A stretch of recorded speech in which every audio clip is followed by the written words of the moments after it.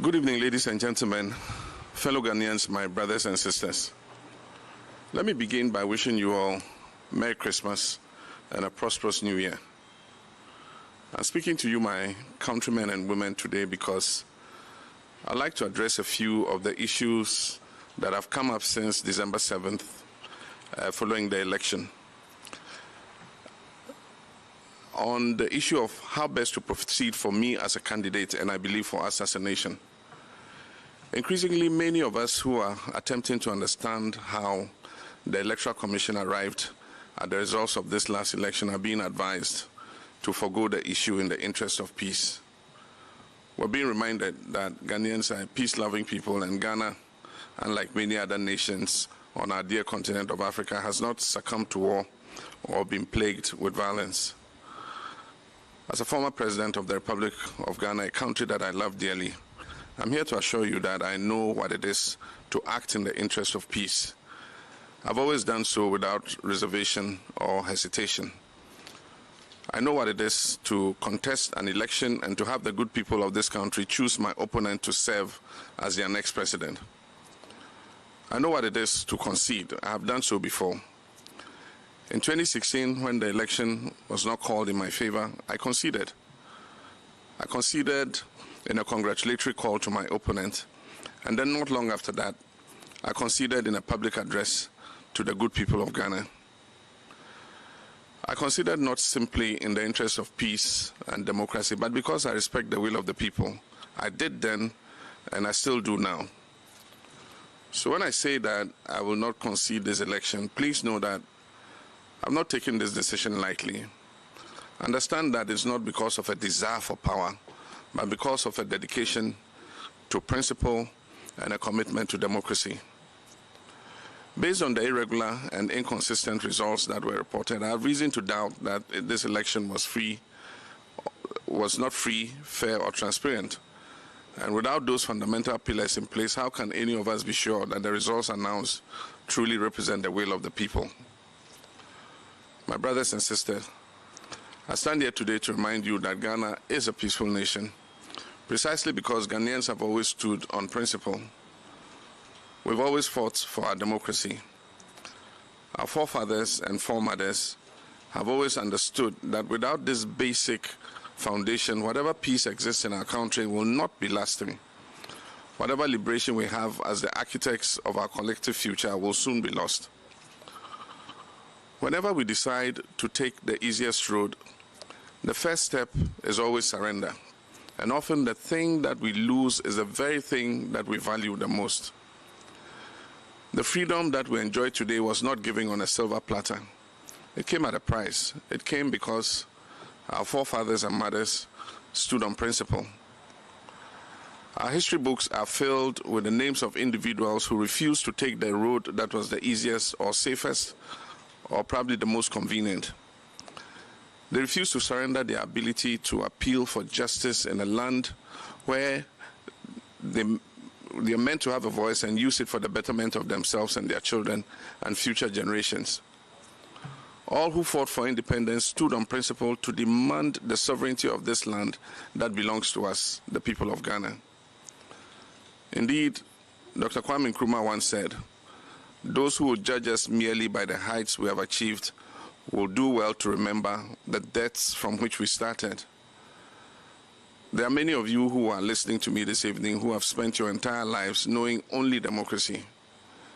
You know a Ghana in which every 4 years the citizens go to the ballot box to exercise their right to choose their leaders who they believe will serve their best interest.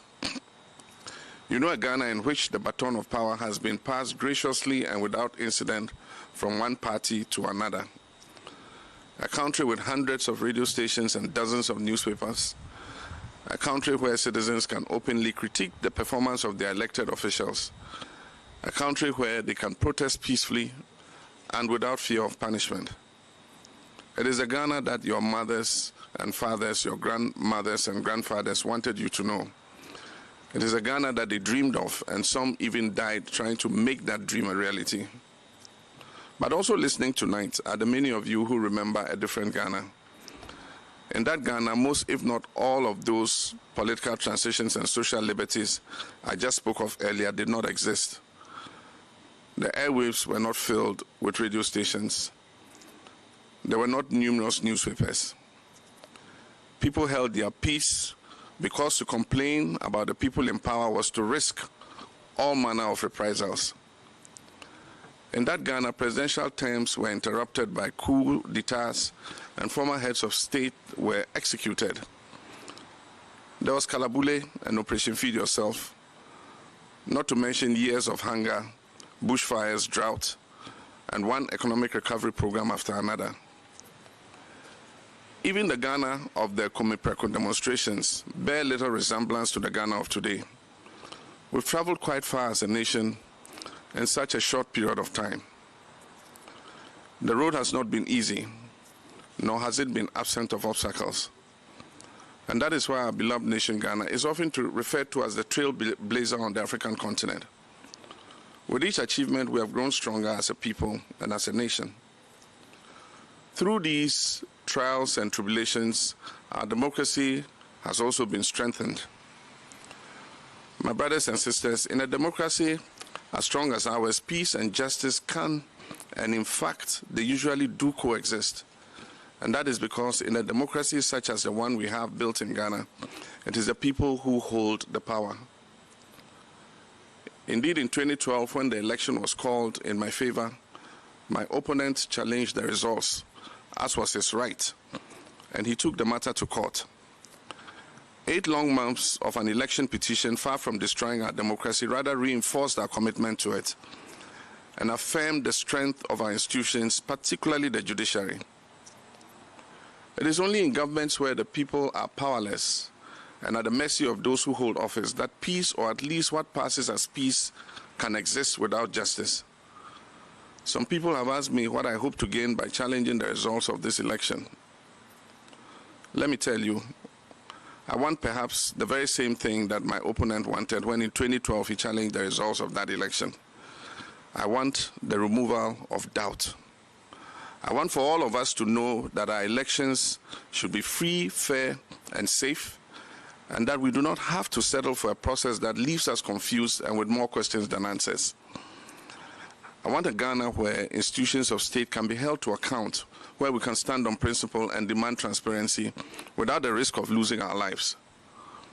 When people lose their lives, as 7 people have done in the course of our elections, we're moving backwards, not forward. We're unraveling the very fabric of our democracy. We're risking the loss of 3 decades worth of progress.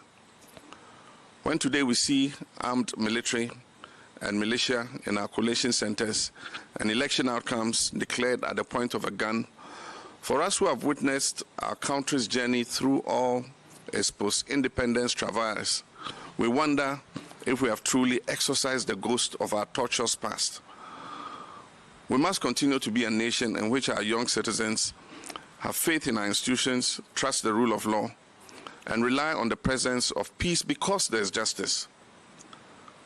Ghana must be a country where we citizens know and believe without any doubt whatsoever that the way forward is determined by the will of the Ghanaian people, and that we can hold our institutions of state accountable and guarantee that they work in the favor of the national interest and not in the interest of the administration or the person in power.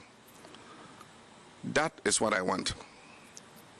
And this is why earlier today my lawyers filed a petition in the Supreme Court of Ghana challenging the declaration of the results of the December 7, 2020 presidential elections made by Mrs. Jean Mensah, the chairperson of the Electoral Commission.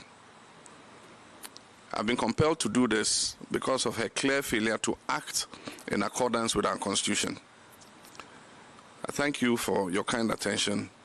May your new year be one of good health and prosperity. May God bless each of you, and may God continue to bless our homeland, Ghana.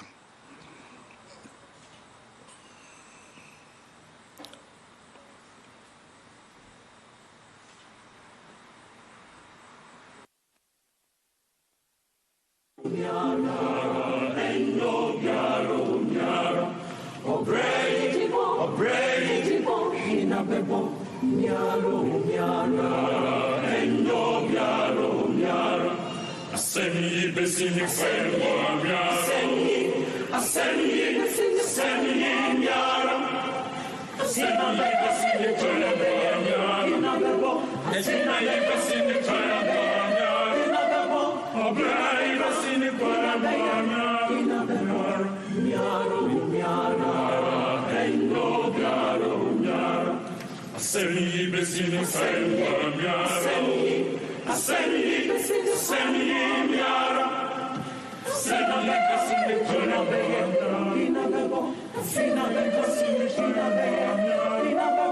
Obrai besini kwelwa